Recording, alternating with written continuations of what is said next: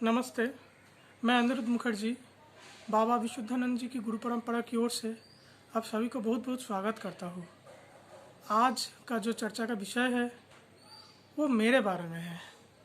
ठीक है, मुझे लगा कि जितना मैं अपने वीडियोस में मैं शेयर करता हूँ या कुछ बोलता हूँ, फिर भी मेरे बारे में लोगों का जो क्लैरिटी वो ठीक नहीं है, तो वो मैं देना चाहूँगा। क्यों देना चाहूँगा, कैसे क्या हुआ, वो अगले बता रहे हैं अभी सामने। और दूसरा भी इस वीडियो का चर्चा का विषय है मेरा गुरु जी के साथ कैसा रिश्ता रहा और दीक्षा के बारे में मेरा कैसा क्या एक्सपीरियंस था।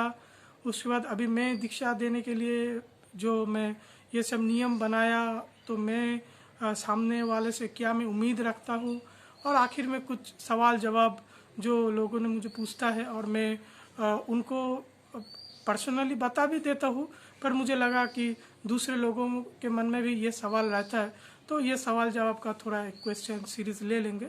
जल्द से जल्द ये वीडियो ख़त्म करने की कोशिश करेंगे। मुझे पता नहीं कितना लंबा खींचेगा। ठीक है, तो वीडियो शुरू करते हैं। देखिए जी, पहले ये वीडियो में डेडिकेट करना चाहूँगा मेरे आलोचकों को। ठीक है, जो लोग मेरा आलोचना करता है उन लोगों को मैं ये पूरा वीडियो में समर्पण करता हूँ। वो लोग ठीक से देखिए और बाकी तो खैर बाकी लोग भी देखेंगे। ठीक है, ये चीज़ में घुसने से पहले मैं एक दो कहानियाँ मैं बताऊँगा। ठीक है, गौर गोपाल दास करके एक संत है जो काफ़ी वीडियोस उनका रहता है यूट्यूब में, सोशल मीडिया में, और वो जब सत्संग करते हैं काफ़ी वो जोक करके मजाक करके वो सत्संग करते हैं, तो कभी मेरा नज़र पड़ जाता है तो मैं सुनता हूँ, मुझे अच्छा लगता है। ठीक है, तो वो बता रहे थे कि सचिन तेंदुलकर के बारे में। सचिन तेंदुलकर बहुत बड़ा क्रिकेटर है, आप सभी को पता है। तो वो क्रिकेटर बहुत बड़े कैसे बने कि क्रिकेट के मैदान में क्या होता है कि जब आप खेल रहे हो, अच्छा खेल रहे हो, तो ओपोनेंट के जो खिलवाड़ है, प्लेयर्स जो है, वो टॉन्टिंग करता है। टॉन्टिंग करता है आपको डिस्ट्रैक्ट करने के लिए, आपको गुस्सा दिलाने के लिए, आपको डाइवर्ट करने के लिए। और सचिन तेंदुलकर ऐसा प्लेयर थे, वो कभी उसमें कोई रिएक्शन ही नहीं देते थे। कितना भी उनको टॉन्टिंग करो, वो अपना शांत और जम के खेलते थे, और वही उनका जवाब देने का तरीका था। मतलब इंसान का जो चित्त है वो सोडा बोतल की माफिक है। सोडा बोतल को क्या है, आप थोड़ा सा उसको झकाओ और फिर खोलो, हर हर हर कर सोडा निकल जाएगा। पर चित्त ऐसा होना नहीं चाहिए। चित्त होना चाहिए पानी की तरह शांत। पानी को अब कितना भी खड़खड़ खड़खड़ खड़खड़ करो, पानी तो वो ऐसे निकलेगा नहीं, पानी तो एकदम शांति बोतल में रहेगा। तो ये एक बहुत मजाक करके वो उन्होंने बताया, काफ़ी वो अच्छा लगा मैं सुन के। और दूसरा एक चीज़ मैं बताना चाहूँगा कि स्कूल में हो या आप कोई भी जगह पे आप काम कर रहे हो, स्कूल का उदाहरण दे के ही मैं बताना चाहूँगा। स्कूल में आप का जो लड़का अच्छा पढ़ाई कर रहा है, तो कोई बच्चा अच्छा पढ़ाई कर रहा है और दूसरे लोग भी उसके साथ अच्छा पढ़ाई कर रहे हैं, तो अभी हेल्दी कंपटीशन क्या होगा? हेल्दी कंपटीशन ये होगा, जो फर्स्ट बॉय है वो अच्छा पढ़ाई कर रहा है तो दूसरा भी उनके साथ पढ़ाई करे और पढ़ाई करे, जाकि वो क्लास में आगे आ पाए, वो क्लास में फर्स्ट हो पाए। तो ये एक मेंटेलिटी है। और दूसरा मेंटेलिटी ऐसा होता है कि मुझे पढ़ना नहीं है, मुझे पढ़ के तो उसको कवर अप नहीं करना है, तो मुझे क्या करना है, मुझे आलतू फालतू बात करना है। ठीक है कि वो उसका अच्छा रिजल्ट इसलिए आता है कि वो मास्टर को ऑयलिंग करता है, वो मास्टर के पास ट्यूशन जाता है, कि वो अपना कॉपी करके पास हुआ है, या उनको तो क्वेश्चन मालूम था। ऐसे ऐसे करके फिर उसके बारे में बातें फैलाया जाता है। तो क्या है, उसका जो फर्स्ट है वो तो कुछ नहीं है, तो वो ऐसा ही है। तो हेल्दी कंपटीशन क्या रहता था कि बच्चा खुद पढ़ाई करे तो उसको फिर फर्स्ट होए, क्योंकि ऐसा आलतू फालतू बात करने से वो बच्चा तो वो तो पीछे ही रहेगा ना, उसका तो फिर कोई लाभ नहीं मिला। तो ये ऐसा एटमॉस्फेयर आप अपने कर्म जीवन में भी देखोगे। जो ऑफिस में आप काम करते हो, आपका जो फेलो कॉलीग्स है, उसमें भी वो तरह तरह की बातें हैं। और वैसा एक सेम चीज़ है हमारे ये बाबा विशुद्धानंद जी की जो गुरु परंपरा है, बहुत बड़ा गुरु परंपरा है। सारा विश्व में ना जाने कहाँ पे वो ऐसा है, तो इसमें भी ऐसा ये चलता है। तो ये थोड़ा मैं ऐसे इंट्रोडक्शन करूँगा। तो जो आलोचना की बात है और जो आलोचक की बात है, इसको थोड़ा सा और कुछ पॉइंट ऑफ व्यू से हम लोग समझने की कोशिश करेंगे। देखिए, हर कोई पसंद करता है दूसरों का आलोचना करना। ये साइकोलॉजिकल इशू है। क्यों दूसरों के बारे में वो आलोचना करना चाहता है? क्योंकि देखो, ये माया ऐसा है, ये माया के जगत में हर कोई अपने को बहुत बड़ा समझता है। ठीक है, मैं बहुत बड़ा हूँ, बाकी तो वो कुछ नहीं है। ये माया है, ये माया का ही ये ऐसा एक इल्यूशन आप समझ सकते हैं। तो हर कोई जब खुद को ही बड़ा समझता है तो सामने वाला फिर कैसे छोटा होगा?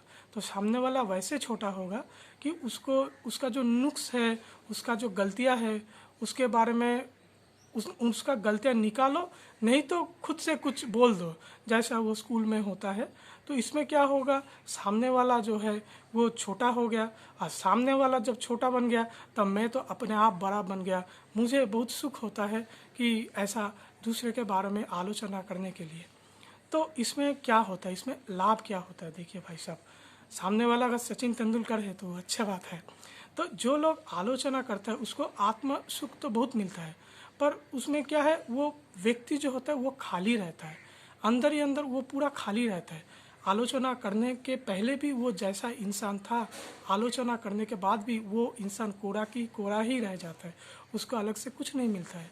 और क्या होता है, उसका आत्मा संतुष्ट हो जाता है, तो फिर वो आगे बढ़ने का जो वो चाहत है, वो जो मोटिवेशन है, वो तो उसमें तो उतना नहीं रहता। और दूसरा क्या है, आप जब आलोचना करते हो, जो वो टाइम चला जाता है, टाइम तो वापस नहीं आता है। जीवन का अमूल्य क्षण वो खो दिया, ठीक है, दूसरे के बारे में आलोचना करने में। ठीक है, तो अभी क्या है, देखो मैं तो भी साधारण आदमी हूँ, मैं तो आलोचना से ऊर्ध्व भी तो मैं नहीं हूँ, मेरा भी गलतियाँ है, और मैं मेरे गलतियों लेके भी एक वीडियो में कभी पोस्ट करूँगा, जो जिसमें मेरा आलोचक है उसको काफ़ी अच्छा वेपन उसको मिले। पर बात क्या है, मैं तो अभी ऐसा पॉसिबल नहीं है कि मैं वीडियो बनाने के लिए यहाँ बैठा हुआ हूँ, मेरा खुद का काम रहता है। फिर भी कभी भी मुझे मौका मिलता है तो मैं वीडियोस बनाता हूँ, बस मेरा वो माइंड को थोड़ा सा चेंज करने के लिए। तो वो वीडियो भी बाद में कभी आएगा तो आपको अच्छा लगेगा। तो जो मैं पॉइंट का बात कर रहा था कि देखिए, जो मैं आलोचना से ऊर्ध्व नहीं हूँ, तो क्या है, आलोचना से क्या मिलता है? आलोचना तभी लाभदायक है जो आलोचना दूसरे को जी दुखाने के लिए नहीं किया जाता है, दूसरे को छोटा दिखाने के लिए नहीं किया जाता है। दूसरे में जो गलतियां है वो अगर सही से पकड़ा जाए तो फिर वो गलतियों को कैसे सुधारा जाए और ज़िंदगी में आगे बढ़ा जाए, तो ये वाली बात पूरा आलोचना में वो आता है। ठीक है, तो जो व्यक्ति दूसरों को आलोचना कर रहा है वो भी अपने बारे में सोचिए, और आपके बारे में जो आलोचना कर रहा है, ऐसा नहीं इतना घमंड रहना चाहिए मैं क्या हूँ, ऐसा नहीं है। उसमें अगर सही में सीखने लायक कुछ है तो उसको फिर सीखना चाहिए, उनको बातों में वो उसको वैल्यू देना चाहिए, फिर ज़िंदगी में वो आखिर बढ़ना चाहिए। जितना भी कोशिश किया जाए फिर तो वैसे ही ज़िंदगी आगे बढ़ता है। ठीक है, हमको तो चलते ही रहना है। तो ये इतनी सारी बात मैं क्या बताऊँ। देखिए, मेरा तो आलोचना होता है, ठीक है, वो इसी को लेके ये वीडियो का मेरा इंस्पिरेशन मिला। तो मैं कभी अपने आलोचना में मैं इतना वैल्यू मैं नहीं देता हूँ, क्योंकि मेरे पास इतना टाइम नहीं है। मुझे खुद से पता है मेरे अंदर क्या गलतियाँ हैं। मैं खुद को देखता हूँ, मैं दूसरों को नहीं देखता हूँ, क्योंकि जो मैंने आपको बताया दूसरे का देखने का तो क्या है, आप तो खाली रह गए ना। तो क्या है, मैं खुद का गलतियाँ तो मैं देखता रहता हूँ। तो मेरा जो आलोचना होता है, क्या क्या इंसिडेंट्स मेरे साथ होता है, कभी ऐसा हुआ मुझे फेसबुक इनबॉक्स में काफ़ी मैसेजेस आता है, उल्टा पुल्टा मैसेजेस आता है, कभी मैं देखता हूँ कभी मैं नहीं देखता हूँ, मैं इग्नोर करता हूँ, क्योंकि मैं बोला सांड नहीं हूँ कि लाल झंडी दिखा भागने लगे, ऐसा तो नहीं है। तो फिर ये ऐसा हुआ। फिर ऐसा मुझे याद है, फेसबुक में कोई साहब चार्टर्ड अकाउंटेंट है, मुझे फ्रेंड रिक्वेस्ट भेजा, मैंने एक्सेप्ट किया, क्योंकि मैं फाइनेंस का बैकग्राउंड वो स्टॉक मार्केट में काम करता हूँ, तो उनका फ्रेंड रिक्वेस्ट भी मैंने एक्सेप्ट किया। एक्सेप्ट करने के बाद वो मुझे भर भर के गाली मैसेज करने लगे, और मुझे याद नहीं है मैं उनको ब्लॉक कर दिया कि नहीं। तो ये इंसिडेंट था, बहुत पहले की बात मैं बता रहा हूँ। मैं तो अभी ये चीज़ों को मैं इग्नोर करता ही रहता हूँ। अभी क्या हुआ, मुझे एक मेरा वेबसाइट में कोई वेबसाइट भी मैं अभी नहीं देखता हूँ, मेरा 5-6 महीने से मैं वेबसाइट नहीं देखा। पहले का जोश कुछ अलग था, तो बहुत मैंने पहले मैं कभी अपने वेबसाइट में गया और देखा किसी ने पोस्ट किया है कि आप ये सब क्यों कर रहे हो, आप कोशिश करो कि आप गोपीनाथ कोविराज जी की तरह बनने की कोशिश करो या अक्षय कुमार दत्तगुप्त की तरह बनने की कोशिश करो, ये सब मत करो। बाबा ने चाहा तो आपका खाने पीने का ज़िंदगी का गुजारा हो जाएगा। तो वो बंदे को लगा कि मैं पैसे के लिए ये सब करता हूँ। तो काफ़ी लोगों का वो इंटरेस्ट रहता है कितना मैं पैसे के लिए करता हूँ, आध्यात्म में बहुत पैसा है हम तो वो होता है। तो भाई साहब मैं थोड़ा सा मैं अपना बैलेंस मैं आपको बताता हूँ मैं कितना पैसा कमाया। ठीक है, बिजनेस है ना, तो बिजनेस में क्या है, क्रेडिट डेबिट तो बताना पड़ता है। तो देखिए अभी तक करीब करीब 12 साल हो गया मैं ये आश्रम से जुड़ा हुआ हूँ। मैंने अभी तक पैसा कमाया किताब बेच के कुल 3,500-4 हज़ार रुपये मुझे किताब बेच के मैंने कमाया। ठीक है, और कोई एक साहब आए थे राजस्थान से, उन्होंने मुझे 100 रुपीज़ दक्षिणा दिया। ठीक है, मैं वो लिया। ठीक है, और कभी मुझे 500 रुपये भी कोई मुझे दिया था बंडुल में, तो वो पूरा गैंग के साथ जो आया था, पूरा ग्रुप के साथ आया था, करीब 100-150 लोग थे, सभी को मैंने अपनी तरफ से चाय मिठाई खिलाया। तो फिर वो चाय मिठाई का बिल देने में वो 500 रुपये चले गए। ठीक है, और मेरा भी कुछ गया वो उसमें नहीं है। मेरे गुरु के आश्रम आए तो सभी को स्वागत करना मेरा फ़र्ज़ बनता है, तो वो मैंने तब किया था। तो देखिए पैसा मैंने कितना कमाया, करीब करीब आप मान लो 4,000 रुपये कमाया और 100 रुपये ये मुझे नेट याद है, ये मैंने नेट कमाया। ठीक है, और मैं कितना मेरा इन्वेस्टमेंट कैसा रहा बिज़नेस में। ठीक है, बिज़नेस में मेरा इन्वेस्टमेंट रहा मोटा मोटा पकड़ ले तो 1.5-2 लाख का मेरा इन्वेस्टमेंट रहा। बाबा विशुद्धानंद जी का जो कॉज है उसको लेके अभी तक मैंने जितना खर्चा किया मोटा मोटा मैं बताया, और अभी तक चलता है। हर महीने मैं एक डोनेशन में रखता हूँ गुरु के परिवार के लिए, जो मैं अपने गुरु माँ को देता हूँ। एक डोनेशन रखता हूँ गुरुदेव के आश्रम के लिए, झालदा का आश्रम में जो मेरा खर्चा चलता है, और बाकी गुरुदेव का आश्रम के छोड़ के विपश्यना केंद्र में कभी मैं पैसा भेजता हूँ। इधर बर्धमान में फूडीज क्लब है, वो काफ़ी अच्छा काम करता है, तो उसको मैं कभी पैसा भेजता हूँ। और बाकी मैं कभी भी बाहर जाता हूँ मेरे पास हमेशा खुला रहता है, और मैं देते देते जाता हूँ। ट्रेन में कलकत्ता जाता हूँ डेली पैसेंजर जादवपुर करने के लिए, तो फिर उधर भी मैं खुला देता रहता हूँ। और मंदिर में भी कभी जाता हूँ तो भगवान का दर्शन तो होता है, पर जितना भी बाहर सब हरिजन लोग बैठे उसको भी मैं थोड़ा देता हूँ। तो अभी ये इन्वेस्टमेंट के बारे में मैं थोड़ा सा कच्चा हूँ, बिजनेस ठीक से नहीं हो पा रहा है, क्योंकि मैं तो ब्राह्मण हूँ, मैं तो वैश्य नहीं हूँ। वैश्य व्यापारी जो होता है उसको बिजनेस अच्छी तरीके से आता है। अभी तक जितना भी मैंने MBA में पढ़ाई किया उतना पैसा तो मैं नहीं कमा पाया। तो वो जवाब मैं अभी उनको दे भी सकता था कि देखिए भाई अभी और जो जितना मैं 4,000 रुपये कमाया 1-1.5 साल में ही मैंने कमाया, तो आप बताएं 4,000 रुपये में 1-1.5 साल में क्या मेरा दाल रोटी हो जाता? बाबा के कृपा में ही मैं जी रहा हूँ, ये सच्ची बात है। पर इसको थोड़ा सा आप प्रैक्टिकली सोच के देखिए। और दूसरा, मैं जो काम करता हूँ लोगों को लगता है मैं खाली बैठा रहता हूँ, इसके लिए भी मैं कभी एक वीडियो बनाऊँगा कि मेरा काम धंधा क्या चलता है। हाँ, तो फिर ये पूरी चीज़ में आपको फिर एक क्लैरिटी मिलेगा कि ये बंदा कितना पैसा कमाने के लिए ये बिज़नेस कर रहा है, ये गुरुगिरी का जो धंधा चलता है। लोग सोचते हैं अच्छी बात है, ठीक है। तो ये उस चीज़ का अभी ये मैंने जवाब दिया। अभी हाल ही में एक चीज़ हुआ जिसके लिए ये मैं वीडियो में पोस्ट कर रहा हूँ। अभी 4-5 दिन पहले की बात है कि मैं साधना में था और कोई फ़ोन किया, और मेरा क्या है, मेरा ऑनलाइन में काफ़ी ऑर्डर आता है, तो इसलिए मैंने फ़ोन उठाया। और फिर कोई उधर अगले उसमें कोई औरत थे, माता जी थे, तो उन्होंने मेरे ऊपर भड़कने लगा, आप कहाँ से हो? बर्धमान से हो? बर्धमान में कहाँ पे रहते हो? माने वो 4-5 आदमी लेके मुझे पकड़ के धुलाई देने के लिए आएगा अभी। मैं बोला यहाँ पे हूँ, आप दीक्षा देते हो, मैं दीक्षा लेना चाहता हूँ, आप कैसे वो दीक्षा देने का अधिकारी हुए? ऐसा ऐसा। फिर मैं बोला ये तो पूरा फाइट करने के मूड में है, तभी मैं क्या अभी ये सब करूँ क्या? मैं फ़ोन रख दिया। फिर से वो औरत मुझे फ़ोन किया और मुझे बोला, आप क्या बाबा विशुद्धानंद जैसे बन गए क्या? विशुद्धानंद जी आपके दोस्त है? मैं फ़ोन फिर से रख दिया, ठीक है। तो फिर मैं अपने साधना में था। उसके बाद और एक नंबर से फ़ोन आया और मैं नहीं उठाया। 5-6 बार, 1.5 घंटे में 5-6 बार उनका फ़ोन आया। और आप सोचिए मैं साधना कर रहा था और मैं चाहा तो मैं ब्लॉक कर सकता हूँ, पर मैं का नहीं जाने मुझे मन नहीं किया। तो फिर मैं जब मेरा साधना ख़त्म हुआ मैं उसको कॉल बैक किया तो वो साइड में कोई जनाब थे, कोई साहब लोग थे, तो वो मुझे बताया कि आप ऐसा लोगों को कह रहे हो कि आप बाबा विशुद्धानंद जैसे हो। मैं बोला मैं ऐसा कह ही नहीं सकता। आप मुझे बोले कहाँ पे, मैं बोला नहीं आप वीडियोस में बहुत कुछ बताते हो, आपने बाबा के परिवार का भी अपमान किया। मैं बोला देखिए भाई साहब, बहुत दिन पहले बंडूल में कुछ बाबा के परिवार वाले से मेरा कुछ कहा सुनी हो गया था, फिर पिंटू दा के साथ भी कुछ हो गया था।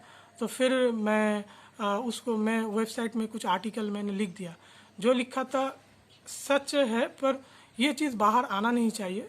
तो फिर कुछ दिन पहले देवाशीष दा ने मुझे कॉल किया कि तुम ऐसा कुछ कर रहे हो। मैं बोला मुझे गुस्सा था, अभी मेरा कोई गुस्सा नहीं है, तो ये सब का मेरे पास कोई वैल्यू भी नहीं है, ठीक है वो चीज़ को हटा देंगे। तो वेबसाइट में कुछ आर्टिकल था जो मैंने हटा दिया, यूट्यूब वीडियोस में कभी कुछ नहीं था। तो अगर आप कोई वीडियो मुझे ऐसा दिखा सकते हो जहाँ पे मैं बहुत अपना डंका बजा रहा हूँ, तो आप वो लिंक मुझे भेज देना। अगर मुझे लगता है मैंने गलती किया तो वो वीडियो में माफ़ी चाहूँगा और वो वीडियो मैं हटा दूँगा। तो वो बोला आप कौन हो, आप कहाँ से क्या हो। तो मैं बोला ये मैं बाबा विशुद्धानंद जी का जो पोता है वो मेरा गुरु है, ऐसे ऐसे। तब जो मेरे ऊपर उतना बरस रहे थे वो थोड़ा सा शांत हुए, थोड़ा सा नरम हुए। तो फिर मैं उनको बोला ठीक है कोई कुछ होगा तो मुझे डायरेक्टली भेजो, मैं भागने वाला नहीं हूँ, मैं सुभाष चंद्र बोस का वो मेरा मोटिवेशन रहता है। तो देखते हैं ना क्या होता है। तो तब से 3-4 दिन हो गए, वो साहब जो औरत थे वो भी शांत है, वो साहब जो है वो भी शांत है, मुझे यूट्यूब में कोई लिंक मुझे नहीं भेजा। तो क्या चीज़ बना कि कुछ भी नहीं है और लोग मेरे ऊपर बरसते हैं।